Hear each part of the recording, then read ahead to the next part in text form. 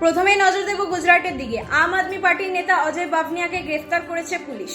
তিনি দাবি করেছিলেন যে বাইকে আসা কিছু দুষ্কৃতীরা তাকে লক্ষ্য করে গুলি চালিয়েছে, কিন্তু সিসিটিভি ফুটেজে দেখা গেছে কোনো হামলা হয়নি, বরং তার নিজের জামা থেকে একটি জ্যান্ত বুলেট নিচে পড়ে যেতে দেখা যাচ্ছে।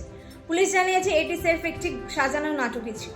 চলে যাবো এরপর খেলার খবরের দিকে। আইপিএল এ বিশ্ব রেকর্ড করলেন কেএল রাহুল। খেলার মাঠে ইতিহাস গড়লেন কেএল রাহুল এবং দিল্লি ক্যাপিটালসের হয়ে খেলতে নেমে পাঞ্জাব কিংসের বিরুদ্ধে মাত্র 67 বলে 152 রানের এক বিধ্বংসী ইনিংস খেললেন তিনি। আইপিএল এর ইতিহাসে কোনো ভারতীয় ব্যাটারের করা এটি সর্বোচ্চ স্কোর এবং এর আগে এই রেকর্ডটি ছিল অভিষেক শর্মার দখলে।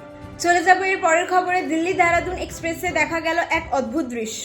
একটি বাড়িকে মাঝখানে রেখেই তৈরি হয়েছে সার্ভিস রোড। চীনের বিখ্যাত নেল হাউসের মতো এখানেও বাড়ি মালিকেরা সরকারের ক্ষতিপূরণ নিতে অস্বীকার করেছেন এবং 2026 সালে নতুন হারের টাকা দাবি করেছেন। ফলে রাস্তাটি এখন ওই বাড়ির চারপাশ নিয়েই ঘুরে গেছে। সবশেষে আসছে বিজ্ঞান জগতের খবর নিয়ে, যেখানে জানা যাচ্ছে যে মহাকাশে শক্তিশালী সৌর বিস্ফোরণ হয়েছে বলে জানা গিয়েছে। সূর্যের পৃষ্ঠে একটি শক্তিশালী এক্লাস সৌরশিখা বা সোলার ফ্লেয়ারের বিস্ফোরণ ঘটেছে। এর ফলে পৃথিবীর দিনের বেলায় থাকা অংশে শক্তিশালী রেডিও ব্ল্যাকআউট বা বেটার যোগাযোগ বিচ্ছিন্ন হওয়ার ঘটনা ঘটেছে।